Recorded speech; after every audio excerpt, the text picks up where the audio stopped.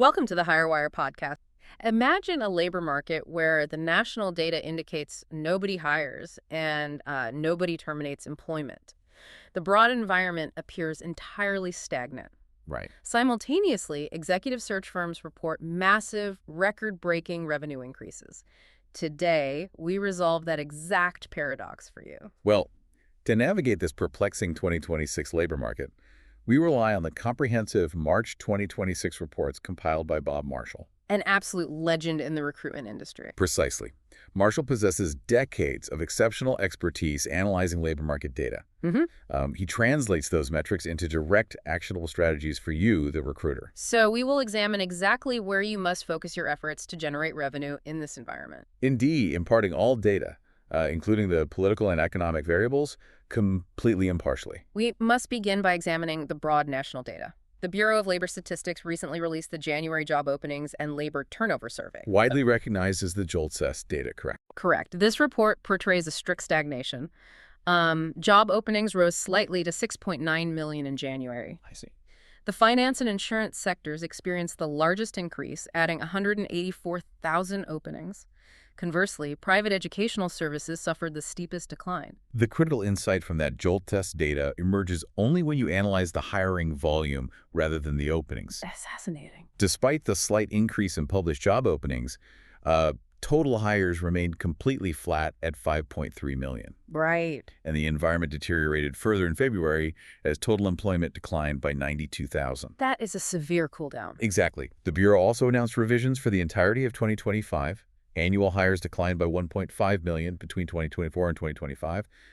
Employers and workers currently exhibit profound mutual trepidation. That trepidation requires thorough examination. Employers actively refuse to expand their workforces. Indeed. They maintain their current staff levels, citing economic uncertainty, rising operational costs, and the geopolitical instability exacerbated by the war in Iran. So when they do authorize a hire, they execute the process with extreme hesitation. Precisely. And workers mirror this exact hesitation. The financial incentives to switch employers have decreased substantially. Right. Furthermore, employed individuals fear the vulnerability associated with the last in, first out principle. Which means if a corporation initiates layoffs, the newest employees traditionally face the highest risk of termination. Correct. Consider a formal game of musical chairs where the music progressively decelerates. An interesting analogy. Because no participant desires to remain without a chair when the music stops, the players simply refuse to rise from their seats. I understand. They prioritize the safety of their current position over the risk associated with relocation. Consequently, the entire game stalls. Nobody moves. That illustrates the stagnation perfectly. Yeah. However, to understand why your recruitment practice thrives despite this stagnation, we must apply Marshall's macroeconomic analysis of unemployment. Please explain. The official U3 unemployment rate currently rests at 4.3%. Meanwhile, the broader U6 measure rests at 8.0%. Right. The U6 rate includes individuals seeking full-time employment but settling for part-time work due to economic reasons, alongside marginally attached workers. What exactly defines a marginally attached worker? Well, they represent individuals who desire employment but have ceased actively applying. They perceive a lack of suitable opportunities or face severe logistical barriers, such as inadequate childcare. A more compelling mystery exists within the labor participation data itself. The labor force participation rate currently sits at an historically low 61.9%. That is incredibly low. Indeed, this rate falls half a percentage point below the previous historic low recorded in September 2015 and mirrors the rate from October 1977. Fascinating. Consequently, the data categorizes 104.7 million people as not participating in the labor force. So how do 104.7 million individuals sustain themselves without employment income? Exactly. Marshall repeatedly poses this inquiry. He questions whether a significant portion of these individuals rely entirely on the federal government for their subsistence. That dependency highlights a massive macroeconomic concern regarding the structural health of the workforce. Yeah. Yet, you do not target the general population for recruitment. Correct. When we apply Marshall's industry expertise to the micro level, the reality alters dramatically. You primarily target professionals, management personnel, and college-degreed candidates. Right. For these specific demographics, the March unemployment rates are exactly 2.5% and 2.8%, respectively. I must emphasize the severity of those specific percentages. When you target those demographics, you encounter a market completely devoid of available talent. Precisely. The broad national stagnation conceals a highly concentrated reality of absolute talent scarcity. You pursue candidates who already possess secure employment. Because your targeted talent pool remains essentially fully employed, we must transition our analysis to locate the actual job opportunities. I agree. The JOLTS data recorded 6.9 million published job openings. However, Marshall provides a crucial mathematical correction to that published figure. He applies the 80-20 rule. Exactly. He calculates that those 6.9 million published openings represent merely 20% of the actual market demand. Right. The remaining 80% exist as unpublished roles. Companies fill these unpublished roles through professional networking, internal mobility, or by retaining a professional recruiter. Therefore, the true total equals 34.5 million job orders. Correct. The disparity between the published data and the true market volume demands attention. Compare this dynamic to a prestigious restaurant. I am listening. They maintain a limited public menu alongside an expansive private menu accessible exclusively through the chef. I see. In the professional realm, you function as that chef. When your clients complain that they cannot locate candidates, you provide the exclusive access to that private menu. That makes perfect sense. Corporations intentionally hide these roles to avoid receiving thousands of unqualified applications generated by automated submission software. Right. They require a human filter to identify quality. Understanding the immense volume of these hidden opportunities requires us to identify exactly which organizations generate these roles. The April 2026 ADP National Employment Report provides excellent insight here. It certainly does. Private sector employment increased by 62,000 jobs in March. Driven heavily by education and health services. Indeed. Geographically, the South added 101,000 jobs, effectively neutralizing the employment declines experienced within the Northeast and Midwest regions. The distribution of those new jobs reveals a distinct structural shift favoring smaller enterprises. Small business dominance entirely drives the current growth. Absolutely. Establishments maintaining 1 to 19 employees added an astounding of 112,000 jobs in March. This massive addition for microbusinesses effectively offset the significant employment losses recorded within medium and large establishments. Right. Establishments maintaining 50 to 249 employees lost 26,000 jobs, and Yeah. the largest corporations also reported subsequent losses. Based on this precise data, Marshall issues a critical directive for the recruitment industry. Which is? Small and medium-sized client companies historically provide the primary revenue source for the contingency recruitment sector. You must ensure these smaller enterprises remain your primary focus. Precisely. The large corporations frequently dominate the financial news cycle, but the small businesses possess the operational agility to hire immediately. They maintain the urgent demand for talent necessary to sustain your recruitment practice. We have established that small businesses generate the employment opportunities and that your targeted candidates experience remarkably low unemployment. Correct. We must now examine how corporations react to this severe talent scarcity.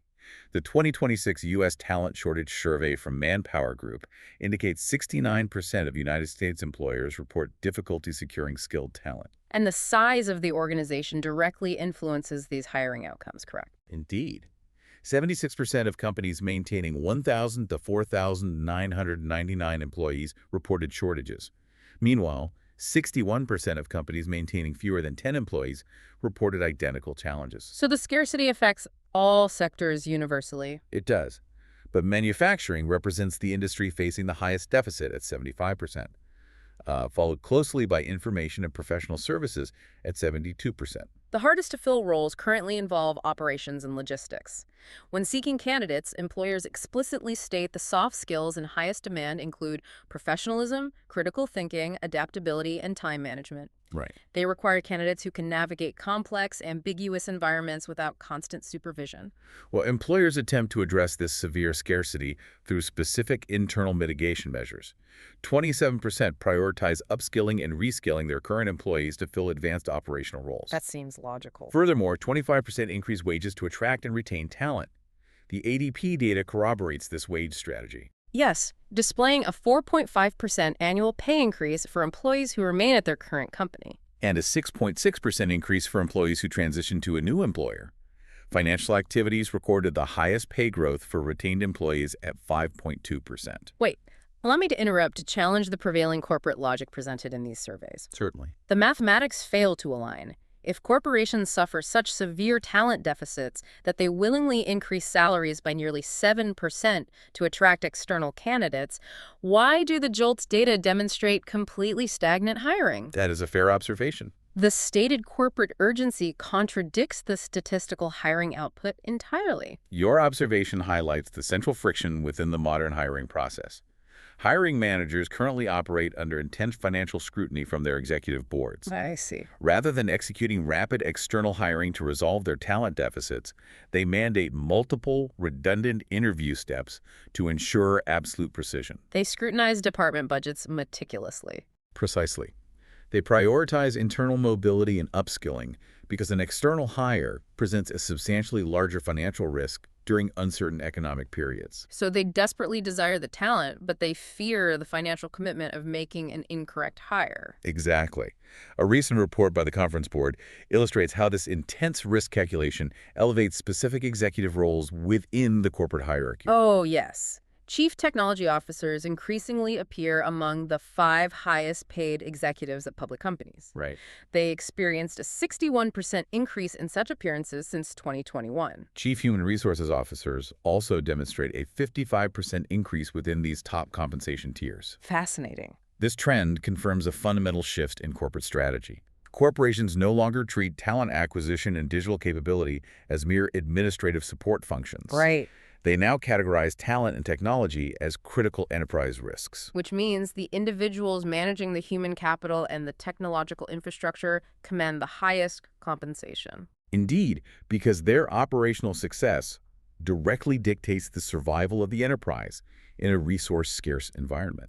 Interestingly, the Conference Board report also noted demographic pay differences within these top executive roles.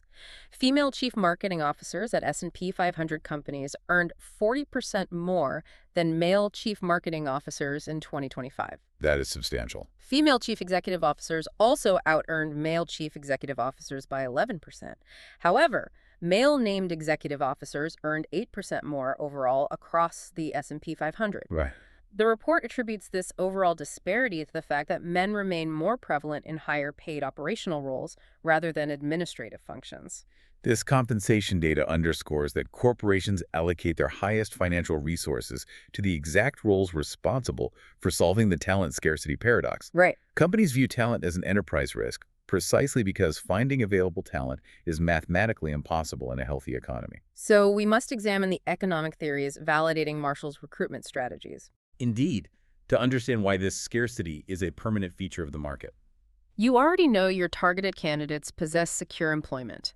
However, understanding the underlying macroeconomic architecture explains exactly why this absolute scarcity is not a temporary phase. Right. Marshall frequently observes that full employment necessitates an unemployment rate between 4% and 6%. This concept perfectly aligns with the non-accelerating inflation rate of unemployment, or NIRU. A theory popularized by Nobel Prize-winning economist Milton Friedman. Correct. A healthy economy requires a certain level of unemployment to prevent wages from creating upward pressure on production costs. If unemployment falls too low, employers must constantly raise wages to extract personnel from competitors, Which invariably leads to severe, unmanageable inflation. Economists categorize unemployment into 5 distinct structural sources to explain why the rate can never mathematically reach absolute zero. Let us review this. First, cyclical unemployment fluctuates continuously with the business cycle, rising during recessions when companies reduce operational costs. Second, frictional unemployment occurs naturally during routine workforce turnover. As individuals enter the labor force, post-graduation or transition between professional roles. Third, structural unemployment happens when the existing skills possessed by workers fail to match the modern requirements of the available positions. Right, frequently due to rapid technological implementation or foreign outsourcing. Fourth, seasonal unemployment affects agricultural or retail workers strictly based on climate variations and holiday schedules. And finally, surplus unemployment results from minimum wage laws and union contracts, which force companies to reduce overall staff counts to maintain strict payroll budgets. Furthermore, the duration of government unemployment benefits directly influences workforce participation. Absolutely. Extensive economic studies suggest that prolonged benefit periods reduce the immediate incentive for unemployed individuals to seek and accept less desirable positions. Because these structural factors exist constantly within any economy, a sub 3% unemployment rate for college degree professionals effectively means zero available talent. The individuals comprising that 2.5% are not viable candidates. Precisely.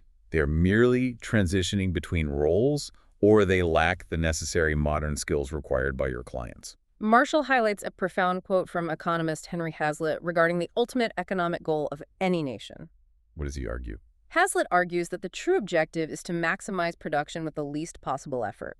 Full employment merely serves as a necessary byproduct of maximizing production, not the primary goal itself. Well, the recent gross domestic product data perfectly highlights this ongoing struggle between employment and production. Indeed. The real gross domestic product increased at an annual rate of merely 0.7% in the fourth quarter of 2025. Which is quite low. It is. This severe deceleration reflected downturns in government spending and exports, alongside a notable deceleration in consumer spending. Additionally, the Bureau of Economic Analysis estimated that the partial federal government shutdown subtracted approximately 1.0 percentage point from real GDP growth in that specific quarter. Right. Political instability creates a direct, cascading consequence of hesitation among corporate boards, effectively paralyzing their expansion plans. Returning to Hazlitt's fundamental principle, one must ask a critical question. Do employers currently sacrifice their ultimate goal of maximizing production because they remain excessively cautious to hire? That is an excellent observation. By refusing to secure talent proactively, they severely limit their operational capacity and their ability to generate revenue. That caution undoubtedly restricts their productivity and their market share. Consequently, your mandate as a professional recruiter becomes abundantly clear. Precisely. As Marshall articulates frequently, companies do not hire recruiters to locate unemployed people. They possess generic job boards and internal human resources departments for that function. Right. Companies hire recruiters to entice happy, well-compensated candidates to transition towards superior professional opportunities. You provide a service that internal departments cannot execute effectively. The recent financial data from Korn Ferry provides absolute validation for this strategic mandate. Yes, let us review their numbers. In their fiscal third quarter, fee revenue rose 7.3% to over $717 million. More importantly, their executive search fee revenue increased an astounding 13.4%, with significant growth occurring across all geographic regions. Additionally, their recruitment process outsourcing revenue rose 3.3%, Yeah. Driven entirely by the addition of new clients in North America. The corporate demand for active, aggressive recruiting from specialized external firms is demonstrably stronger than ever. Exactly. The data proves conclusively that when internal hiring managers fail to secure talent through traditional methods, they gladly pay premium fees to specialized recruiters who can access the hidden market. To synthesize our analysis, despite a stagnant macroeconomic environment characterized by extreme corporate caution, profound opportunities exist for your recruitment practice. Indeed. Marshall's expertise reveals that the massive hidden job market, combined with the zero unemployment reality within microsectors, creates an immense, unyielding demand for professional recruiters. Right. Small businesses drive the job growth, and they desperately need your assistance securing college-degreed professionals. You must recognize that absolute talent scarcity forces client companies to rely entirely on your ability to extract passive candidates. Consider this final thought as you evaluate your current market strategy. As artificial intelligence and automation continually reduce the corporate demand for certain foundational skills, will the natural rate of unemployment permanently shift? That is a profound question. Such a structural shift might force recruiters to exclusively map passive candidate networks, permanently eliminating any reliance on active job seekers. Thank you for joining the HireWire podcast. Apply these analytical insights to your immediate recruitment strategies.